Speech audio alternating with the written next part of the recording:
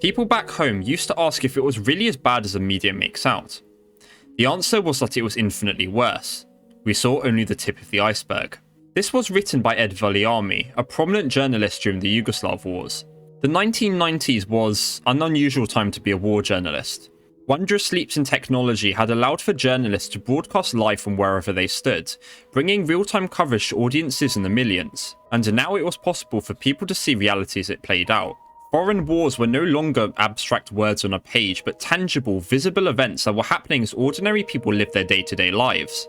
As the world slowly drifted from the post-Cold War optimism of the 90s and into the 21st century, war journalists began to question just what the purpose of their careers was. The likes of Martin Bell, David Campbell, Maggie O'Kane, and so many others wondered if they had done enough. For many young up-and-coming war journalists, the reasons for why they had chosen this path ranged drastically. From a desire for glory to making a name for themselves, or because they simply believed in the power of the media.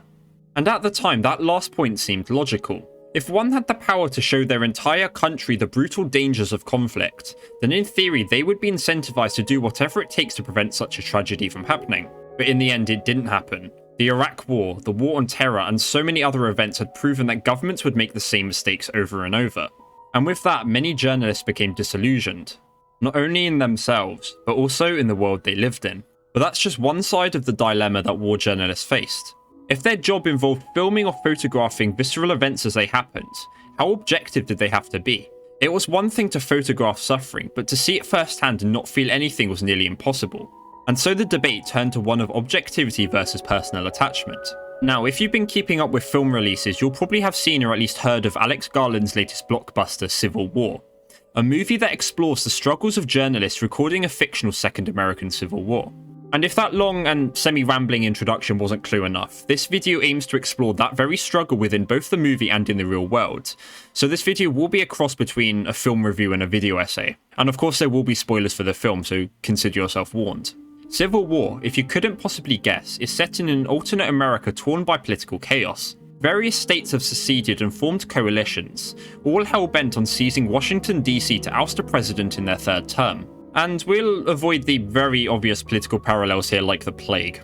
The film itself follows veteran photojournalist Lee Smith, who along with a motley crew of hardened and novice journalists set off across the US to reach the capital before the western forces of Texas and California. And yes, you heard me correctly. Texas and California team up in this universe for reasons.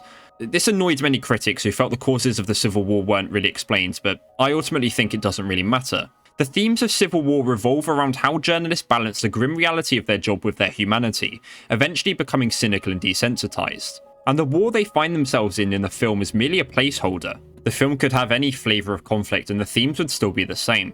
Each character represents the various ways that veteran journalists act and rationalize their experiences, and together they act as foils to one another.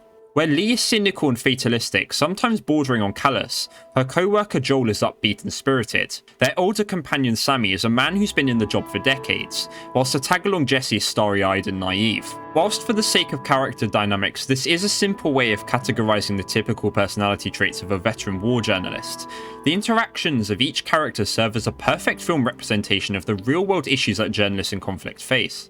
And quick disclaimer, for the sake of simplicity, I will use war journalist as an umbrella term for war correspondents, photojournalists, and pretty much anyone that deals in that sort of profession. The motivations for war journalists to risk their lives in foreign conflicts varied drastically. As CNN became the first mainstream news network to broadcast events live, journalists became determined to be the first ones on the scene and make a name for themselves. Some wanted to follow in the footsteps of famous writers like Martha Gellhorn and Ernest Hemingway, to see conflicts in a way that few could even imagine. And others wanted to bring the truth directly home, to show audiences that they could do something to stop the suffering in distant countries. The CNN effect was coined in the 1990s and referred to the ability of the media to influence government policy making by inspiring grassroots movements through the constant coverage of foreign events. The adoption of satellite broadcasting enabled most networks by the mid-90s to instantly cover events as they unfolded, allowing audiences to witness firsthand the horrors of war. The tangible impact of the CNN effect is still debated today, but as media studies professor Piers Robinson states, even early evidence showed that media pressure did have a limited role in enacting policy or humanitarian changes. The Yugoslav Wars quickly put an end to the idea that individual journalists had any significant ability to influence audiences in their home countries. The Bosnian War, fought between Croatia, the Bosniak government, and Bosnian Serbs between 1992 and 1995, was a major source of widespread disillusionment for journalists and aid workers alike. Ed Valiami visited a concentration camp named Omarska in 1992, taking this famous picture which appeared on the cover of the New York Times. The existence of concentration camps caused an obvious uproar in the West, but little action was actually taken against the perpetrators. Over the years, massacres and war crimes were documented and Western audiences became well aware of the atrocities, not only in Yugoslavia but in Rwanda, and still very little was done. When action was finally taken in 1995 to negotiate peace with various actors, many felt that it was done more out of political expediency than any real desire to secure peace. The rapid Western reaction to the Kosovo War in 1999 reignited a brief hope that the CNN effect and journalistic action did in fact have the power to trigger humanitarian intervention. Robinson claims, however, that the notion of humanitarian action became corrupted by military action, reinforced by the War on Terror and the invasion of Iraq in 2003, putting an end to the hopeful idea that so many war journalists had once firmly believed in. But what if the people back home don't really care about any of this? This is another core theme of civil war. In a conversation between Lee and Jesse, both reveal that their parents live willfully ignorant lives on their respective farms. If even their parents refuse to watch the news and the purpose of journalism is to keep them informed, then from Lee's perspective, is there really a point to any of it at all? This question is later brought up when the gang visits an idyllic town untouched by the war. Lee tells Sammy that she realised she'd forgotten a time before the war.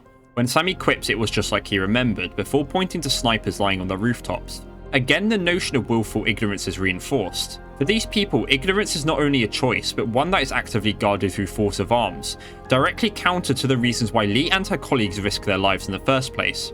But motivations aside, this is again just one side of the coin. In 1995, Martin Bell declared the age of impartial journalism to be over, coining the term journalism of attachment. In essence, this meant a style of journalism dedicated to emphasizing a certain opinion or viewpoint, deliberately choosing to cover certain events or people in order to corroborate that view.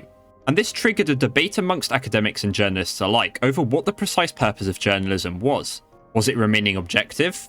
Perhaps it meant reporting both sides to bring a nuanced perspective to the viewer, or was it about pushing a certain narrative that fit the journalist's personal views? For individuals like Martin Bell, Ed Valiami and so many others, the answer lay somewhere in the middle. Their personal experiences in Yugoslavia led to a personal attachment towards those caught in the crossfire.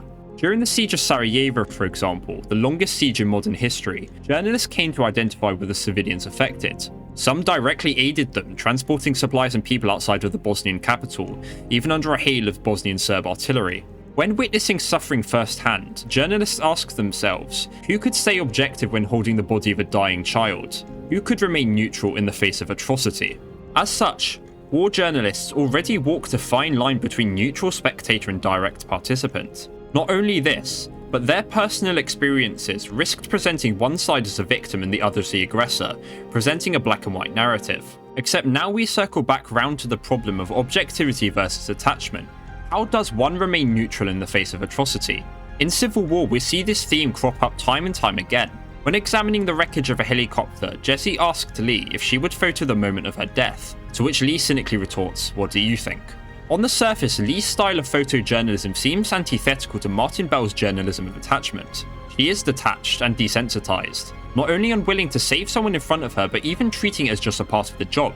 But if there's one thing the film tells us about her, it's that this is not out of choice. The viewer quickly learns that Lee has seen this all play out before. This war is just another mark on her infinite list of atrocity, another scoop to pursue and move on. That is until the death of her mentor Sammy. This loss is enough to shatter her hard exterior, proving that her humanity is still intact. At the film's climax, we witness some situational irony where Lee sacrifices herself to save Jesse, who... Right, I have my own issues with the ending, but for the sake of the video, Jesse puts herself in danger for no real reason, forcing Lee to jump in front of her, whose death is promptly photographed. Jesse then leaves Lee's body, becoming the hardened war journalist the film hinted she would become, and the cycle repeats. Civil War aims to break down the conventional image of a hardened war journalist, someone that is utterly detached and apathetic, bordering on insensitive. Once again referring to Martin Bell, he writes in his book, In Harm's Way, that neutral bystander journalism died the moment he witnessed atrocities firsthand. He emphasises the infamous Srebrenica massacre in 1995 and the failure of the UN, a force that considered itself to be neutral in Yugoslavia. To any witness, the massacre was a direct blow to the concept of neutrality, and by extension, journalists as an objective actor. In the film, Lee sacrifices another blow to this idea. But that's not to say that the idea of the attached journalist was universally accepted. Writer Mick Hume decried the concept in the late 90s, accusing Martin Bell and his colleagues of being self-aggrandizing. In his eyes, their work pushed a certain narrative, all for the sake of fulfilling a self-righteous moral crusade. I'm not going to stray into this full debate as this video is long enough as it is, but the crux is that journalists will forever face a brutal dilemma, as both Civil War and real-world examples have taught us, that journalists cannot always remain neutral in the face of conflict, strive regardless to report the truth, whatever that truth may be. If you made it this far into the video, thank you so much for watching. I really enjoyed making this video, a sort of hybrid between video essay and film review. But do let me know what you thought of it, and do like the video if you enjoyed, and don't forget to subscribe. I've been Irovic, stay safe, and like always, I'll see you in the next one.